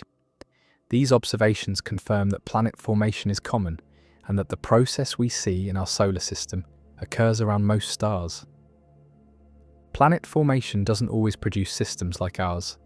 Exoplanet discoveries have revealed hot Jupiters, gas giants orbiting closer to their stars than Mercury orbits the Sun.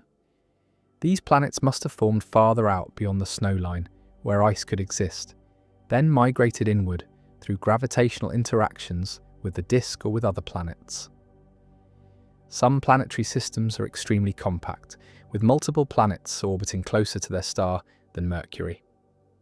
Others have planets on highly elliptical orbits, unlike the nearly circular orbits in our solar system.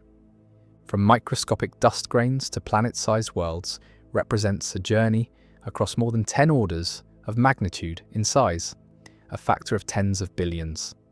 The process transforms diffuse material spread across millions of miles into concentrated spheres where gravity compresses matter so intensely that planetary interiors melt and differentiate into layers, where atmospheres form and weather patterns emerge, and where, at least on one planet we know of, conditions become suitable for life to arise. All of this complexity, all of this structure, emerges from nothing more than dust, gas, gravity, and time, following the laws of physics that govern how matter behaves when concentrated by the inexorable pull of gravity in the rotating disk around a young star.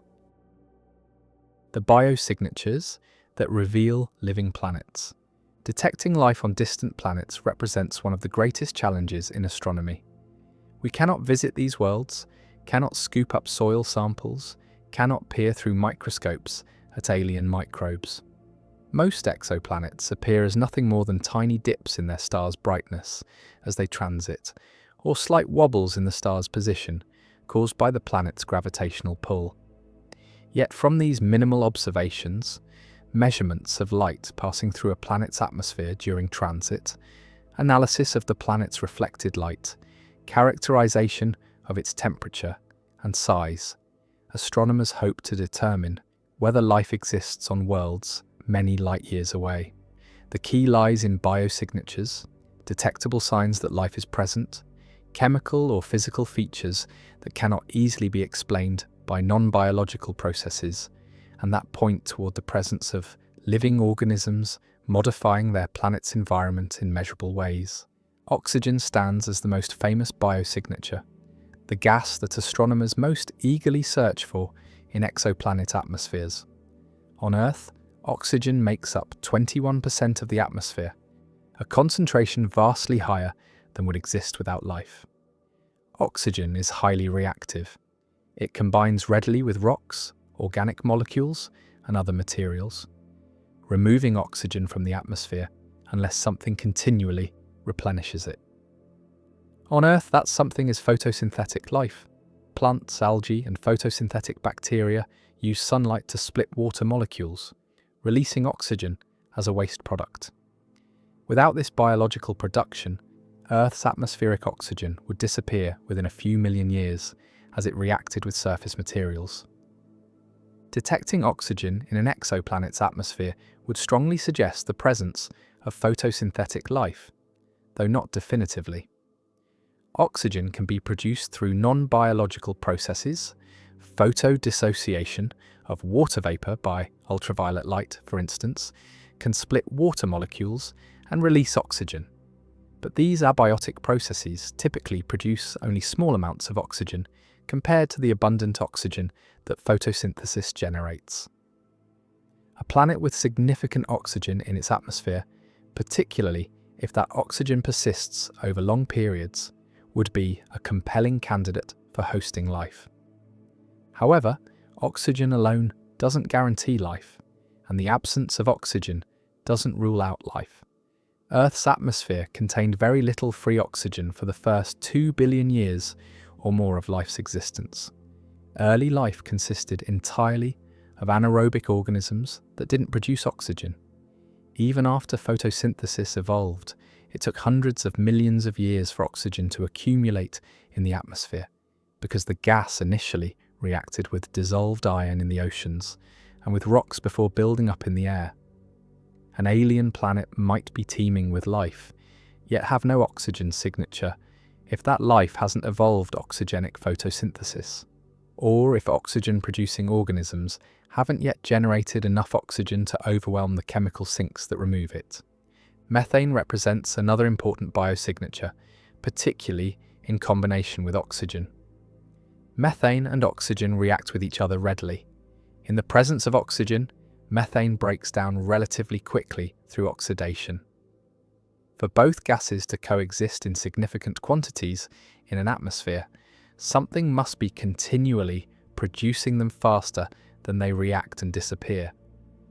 On Earth, biological processes produce both gases.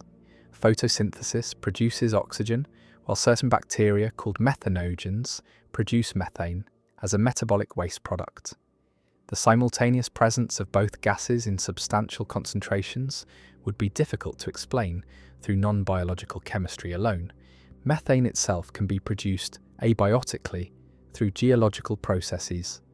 Volcanic activity, hydrothermal systems, and reactions between water and certain rocks can all generate methane without life. But these sources typically produce methane at lower, steadier rates than biological sources.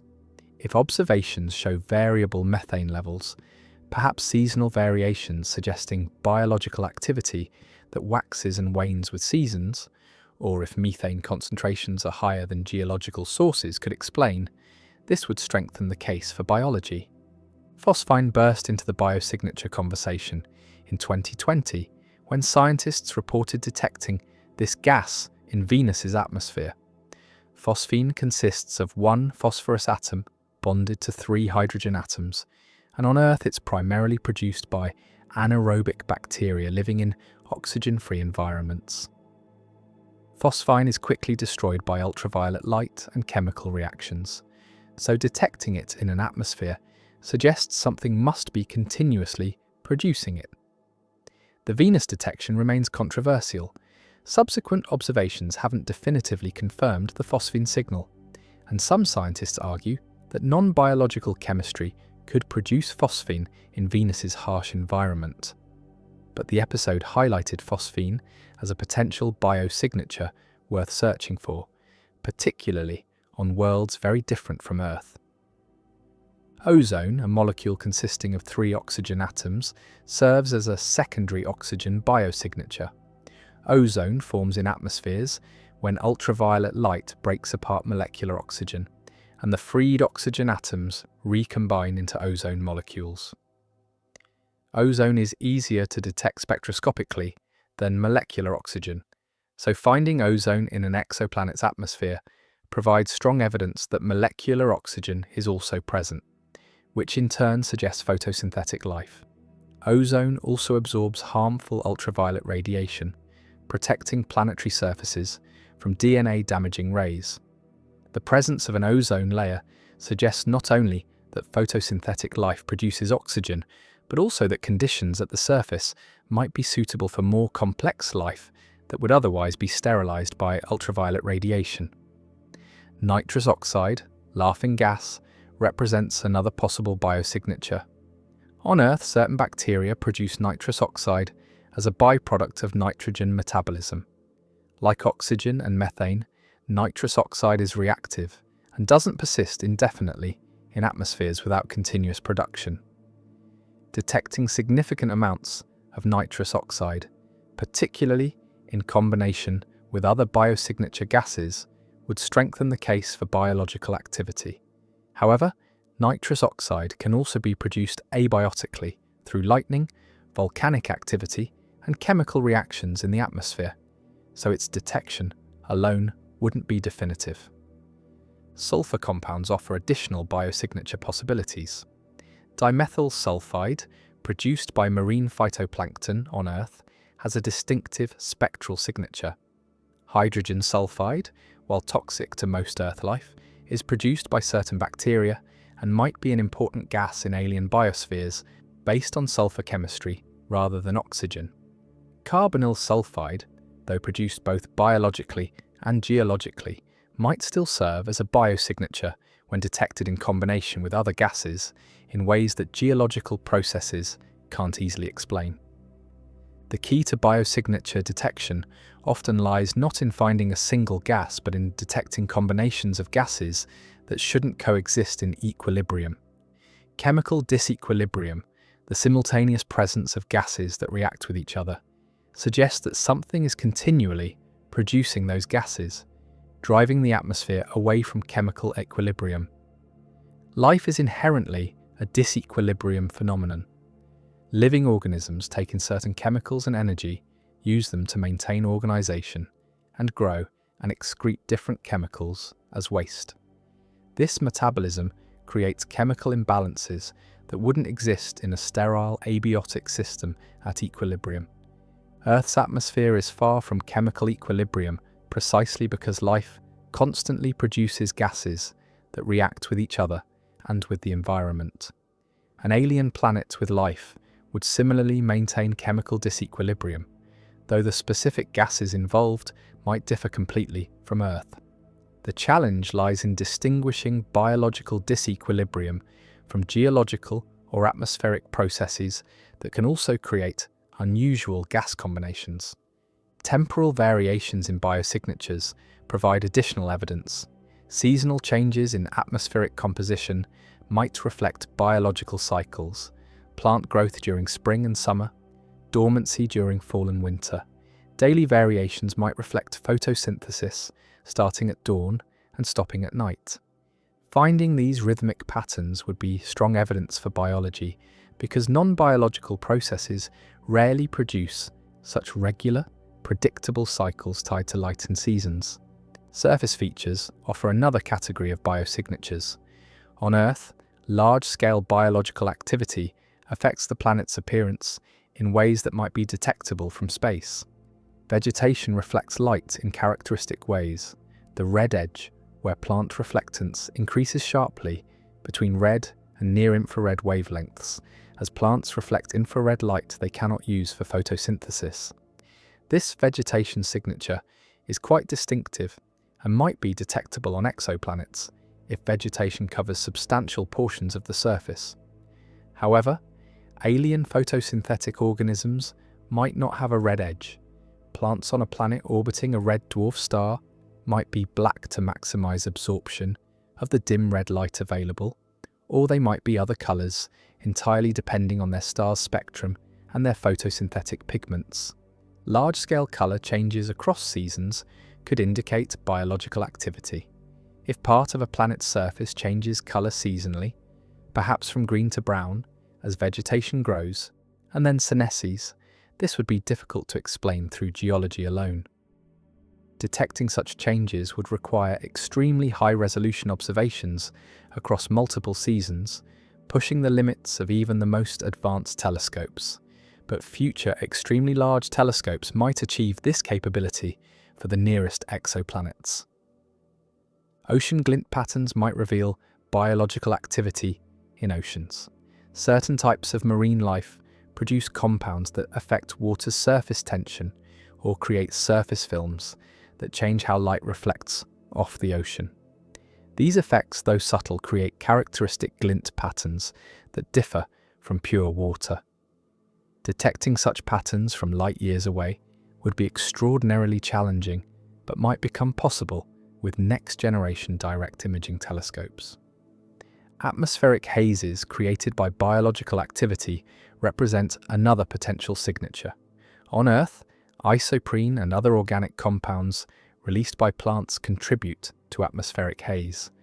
On Titan, Saturn's moon, photochemistry creates organic hazes that give the atmosphere its orange color. Distinguishing biological from non-biological hazes would be difficult, but characteristic compositions or variations might provide clues. A planet with organic hazes that change seasonally, for instance, might have biological sources for those hazes. Artificial light on the night side of a planet would be an unambiguous technosignature, a sign not just of life, but of technological civilization. Earth's night side is bright with city lights, electricity use, and various artificial illumination. An alien civilization would likely develop artificial lighting at some stage of technological development, and if they use inefficient lighting that wastes energy by sending light upward into space, rather than directing it all downward toward the ground, their cities might be detectable. However, detecting such faint light from an exoplanet would require extraordinary capabilities beyond current technology, though future direct imaging telescopes might achieve this for the nearest, potentially inhabited worlds.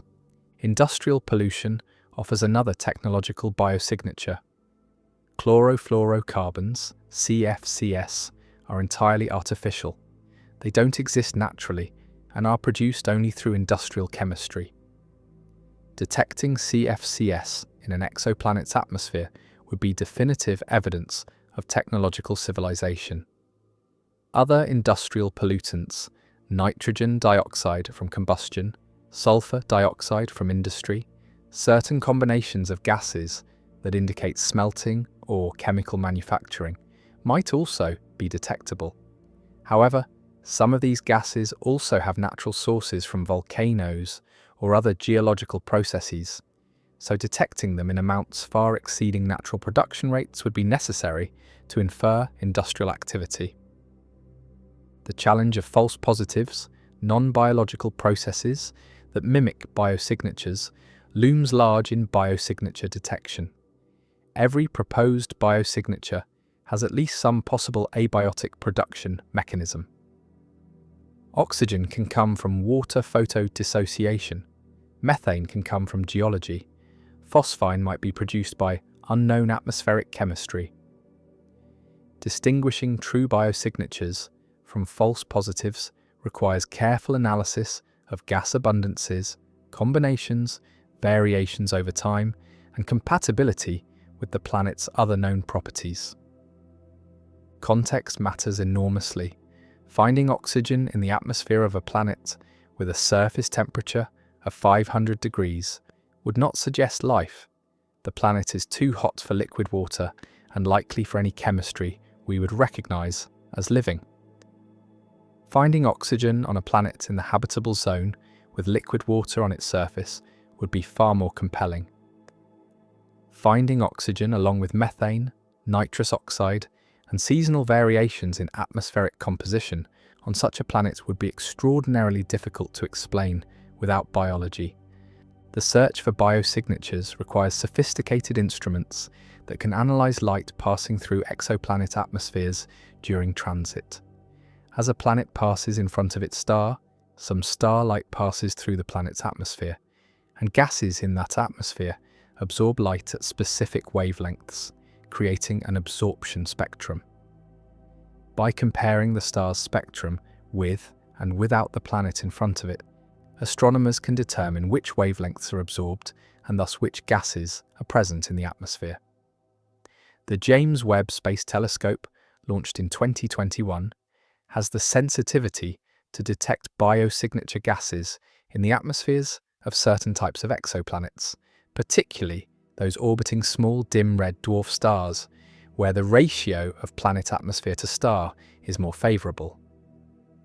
Future missions propose space telescopes like the Habitable Worlds Observatory or ground-based extremely large telescopes currently under construction will have even greater capabilities, potentially able to characterize Earth-sized planets in the habitable zones of Sun-like stars, the most promising targets for finding life as we know it.